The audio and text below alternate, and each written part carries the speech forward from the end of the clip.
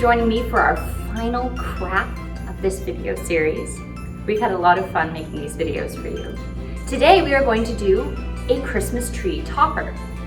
The tradition of bringing a Christmas tree into our homes actually isn't one that's been around for very long, just a couple hundred years. Queen Victoria was actually the one who came up with the idea. She thought it would be a great idea to take a beautiful evergreen tree from outside and bring it into her home and decorate it. When it was decorated, she felt the tree needed something at the top. It needed something special to crown it. And she chose to put an angel tree topper on her first Christmas tree. Today we are going to learn to make our own paper mache star Christmas tree topper. Of course, featuring glitter.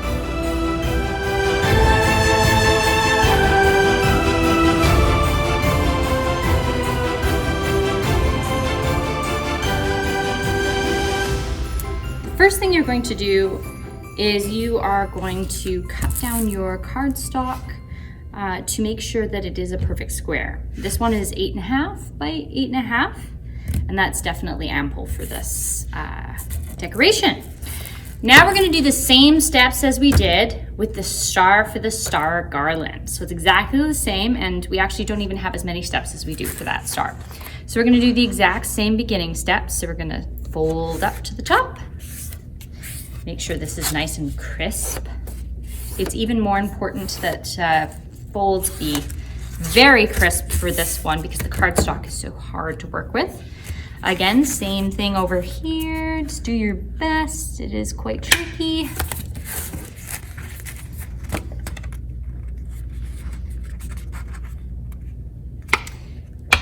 And then we have our little X, which is even easier to see in the cardstock, so that's kind of nice. And we're gonna fold our bottom corner in.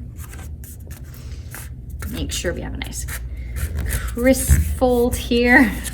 This is where I really feel like the scissors come in handy with the cardstock, more so than like origami or scrap paper, or scrapbooking paper rather. And then we're gonna do our ice cream cone shape again, just like the last one. And just really make sure you get your little points here. Sometimes with the cardstock, getting those sharp corners is quite challenging, especially when they're narrow like this. But it does help, I promise. Same thing here, this corner comes in. Again, I'm gonna kind of work my way from the point in, just to make sure, get a nice crisp point like that, and then slowly work my way in and use my scissors to help reinforce that crease. And the last fold is the one that we do in half. So again, line up your outside edges, really make sure that you get a nice point. It can be a little bit hard, the paper can buckle a little bit in the corner here. So just make sure that that folds in properly. Comes to a nice point. You can use your scissors again.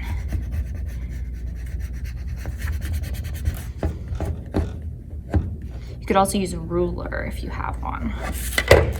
Rulers are also really handy for this. So again, you have this sort of like little space shuttle shape, and you're gonna cut exactly at the same point as we did on the star, and then we're all done with folding. Make sure that that stays down so you can see where we're supposed to be cutting, and we'll cut all the way along here. There we go. And then again, you can just recycle this part. Then you're gonna open up your shape, and it won't quite work because some of the folds are one way, and these two, you will notice you'll get 3 that are folded one way and 2 that are the other. So you're gonna fix that, you're gonna correct that, because we want all of the top sort of prongs of our 3D star to point upwards. So we'll just go along and reverse these 2 folds. And I find that if I reverse them and then I sort of fold all the points in together against themselves a little, like this, that kind of helps get some nice folds. And you might find that things need to shift or get corrected a little bit as you go along. Just totally fine. And then when you're done, you should have a very obvious sort of 3D star shape. Just like that. And you can go over this as many times as you like, because this is the part that really matters, is getting this shape. Because once you start to put on the paper mache or the Mod Podge, it's gonna seal this shape rather permanently. So when you're happy with this, and you think, okay, that's probably pretty good, I'm happy with that, you're gonna put this to one side. And you are going to either grab your stencil or a piece of paper, it's completely up to you. You're either gonna trace your star, and you wanna trace it a little ways, like 1/2 inch from the edge all the way around, and you don't wanna totally flatten it, or you can just use our stencil if you wish. You wanna cut out your stencil, and you'll notice on the stencil that I've got 2 sets of lines. This is the shape of your star, the inside one, and then this outside edge is the one you're actually gonna cut along. And these dotted lines are cut lines as well. So let's cut out our stencil here. So you're gonna go straight along this line. You're gonna leave this flat right here, and then you're gonna come along here. And where the line stops, you're gonna cut straight and flat, just like that. And just work your way all the way around. Making sure that you flatten all the corners.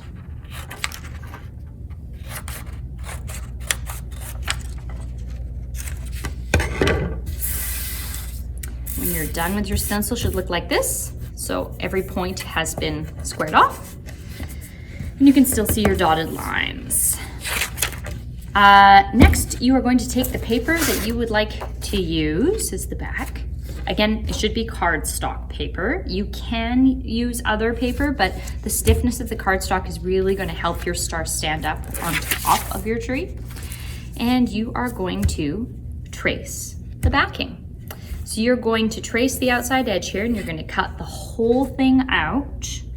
The important thing is that once you have cut out your backing with your stencil, is you are going to cut these lines up to this line into your paper. If you leave them uncut when you cut out the stencil, it's going to be a lot easier to see them and to cut along these lines. So then you just cut out your backing. Once you've cut out your paper using your stencil, again, you're going to come along and find these little dotted lines, and you're just going to put a little snip in. Just up to the line. You don't want to go really too much past that point.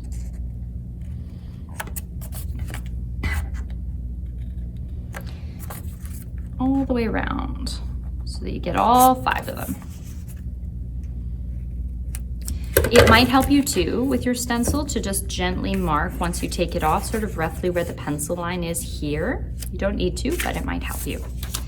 Now you decide where you want the top to be. This is important. You need to decide which point of the star you really would like to be the top. So you can move things around until you figure out what you think works best with your star. I'm gonna go with this. Now you don't want to completely flatten your star in this next step, but it does help. Don't feel like you have to really leave it up like this, because it's harder to get a connection on the edges. You can flatten it out a little bit because you can re-fluff it later. So once you get your star into position, you're gonna start folding the edges. So I always mark where I want the top or the bottom. And once I've sort of started my process of folding my edges, then I can get this out of the way. Because then I sort of have an idea. If I haven't drawn in my pencil lines, I have an idea of where those lines are supposed to be. So then I just kind of roughly fold. This does not need to be crisp, it's just a little bend. And you'll see that it brings the edges up quite nicely. Now you'll start to notice that the reason why we cut these little slits in is because they sort of line up with these sort of inner indentations in the star. You're gonna take your tape. It can be any tape you like. You are going to be paper macheing over this, so it's completely fine either which way. Try not to put the tape too high up on the star, but either which way you're gonna be covering it with Mod Podge, so it's not really too much of a worry. as to what type you use, masking tape, Scotch tape. So I think I'm actually gonna flip this a little. Yeah, that looks better. See how it sits a little bit better? So now I'm gonna flatten just a little bit, and I'm gonna tape this side down to my star. Make sure my tape's securely on there, and then I can re-fluff. See how you can bend it back up after you're done? Now you might notice as you're going around that your lines don't quite line up. This is where you can alter them just a little bit if you need to. It doesn't matter if you cut some of the paper off, because again, you're gonna be paper mashing. So I've just increased this slit a little tiny bit. I find it's easiest if you skip a section. So you do this side, but you don't do this side. Then you come over to this side and you tape this side down. And you work your way around until you've done every other side on the star.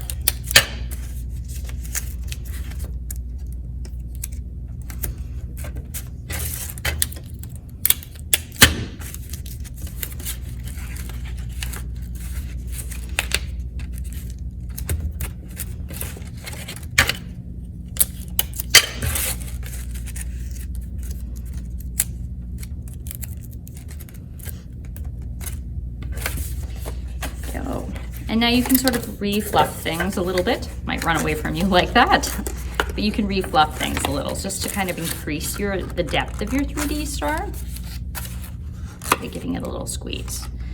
This is where you're gonna start to see that the corners are kind of buckling. And if you were to continue, you'd have these extra like spiky points. So you wanna take your scissors, and before you put down these sides, you wanna come along and just trim your points down a little.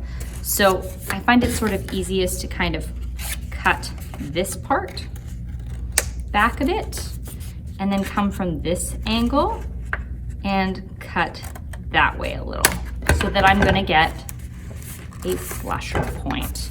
You do not need the paper to line up necessarily at this point, because again, you're gonna paper mache over the whole thing.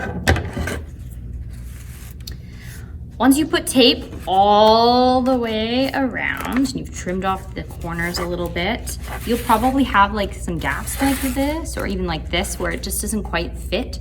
Don't worry about that. When you do the paper mache portion, all of that can get corrected, and you can always put more layers of paper mache on to smooth out these points. So think of this as more of a guideline than, you know, the actual shape your star is going to be at the end.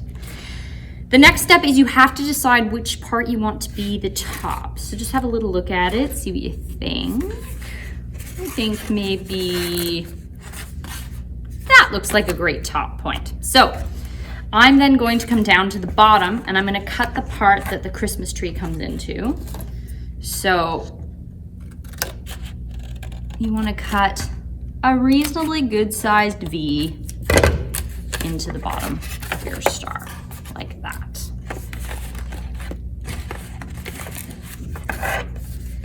And now you are ready to paper mache. You're gonna cut strips of paper. It can be plain white paper, it can be newspaper, whatever you like that you have, just scrap paper. It can have writing on it, doesn't matter. I really like to use Mod Podge. I put some of this in a little bowl, and I make sure that I cover each strip of paper with the Mod Podge, and then I place it on my star all over. You want to cover the entire star. You don't need to cover the back, but you can if you like, but you absolutely need to cover the entire face of it.